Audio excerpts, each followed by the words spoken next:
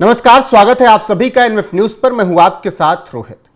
जब भारत के कट्टरपंथी मुसलमानों से यह सवाल किया जाता है पहले संविधान या कुरान, तो वो सीधे तौर पर बिना कुछ सोचे समझे कुरान बोल देते हैं।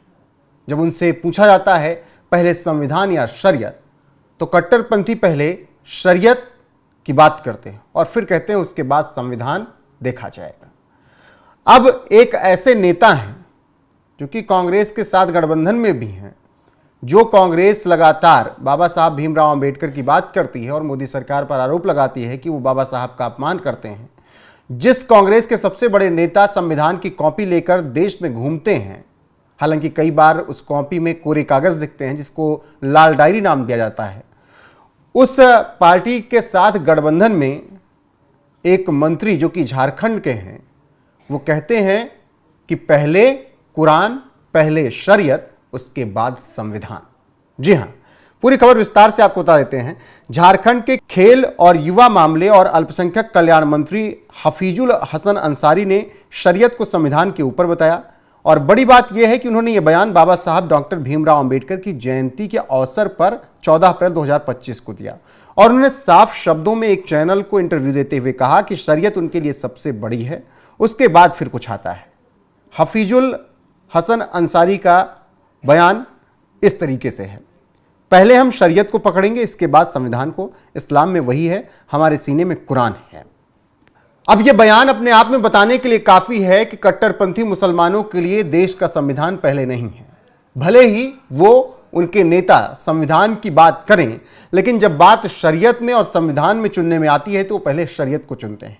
जब बात कुरान और संविधान चुनने की आती है तो पहले कुरान चुनते हैं।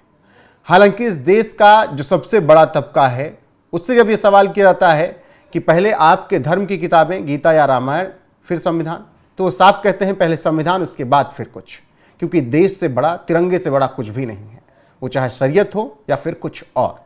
लेकिन हफीजुल हसन अंसारी जैसे मंत्री ये बयान देकर अपनी मानसिकता बता रहे हैं।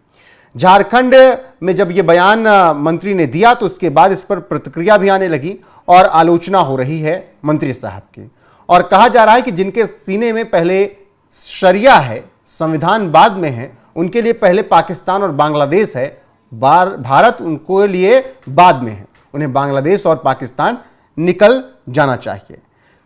निशिकांत दुबे ने भी हफीजुल अंसारी को करारा जवाब दिया और कहा कि कांग्रेस और उनके सहयोगियों के लिए बाबा साहब आंबेडकर के संविधान का कोई मूल्य नहीं है, जबकि कांग्रेस लगातार बाबा साहब आंबेडकर के संविधान को मानने की बात करती है। 2024 के चुनाव में यही प्रचार किया गया कि अगर 400 सीटें आ गई तो मोदी शाह मिलकर संविधान बदल देंगे, जिसका फायदा भी कांग्रेस को हुआ। लेकिन कांग्रेस के गठबंधन वाले नेता ही इस तरीके का बयान दे रहे हैं, जो कि संविधान को नीचे रख रहे हैं और शरीयत और कुरान को ऊपर रख रहे हैं। सबकी अपनी धार्मिक आज़ादी है, लेकिन देश के आगे धार्मिक आज़ादी पहले नहीं होगी, ये भी सबको समझ लेना चाहिए। हफीजुल हसन अंसारी 2021 से गोंडा के मधुपुरा विधानसभा क्षेत्र से विधायक हैं। उससे पहले 4 बार उनके अब्बा हाजी हुसैन अंसारी यहां से विधायक रहे हैं। वो झारखंड में मंत्री बनने वाले पहले एकमात्र मुस्लिम थे। उनके बाद उनके बेटे को अल्पसंख्यक कल्याण मंत्रालय सौंपा गया। हाजी हुसैन अंसारी कोरोना पीड़ित होने के बाद चल बसे थे और उसके बाद उनके लड़के ने उनकी विरासत को आगे बढ़ाया।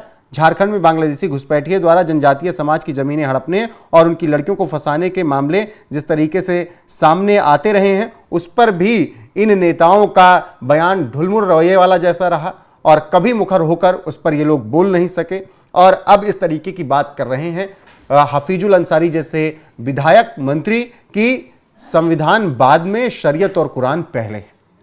ऐसे में इन नेताओं के बयान पर आपकी राय क्या है, कमेंट में जरूर बताइएगा। वीडियो को शेयर कीजिएगा, लाइक कीजिएगा, चैनल को सब्सक्राइब करना ना भूलिएगा। बने रहेगा हमारे साथ। नमस्कार।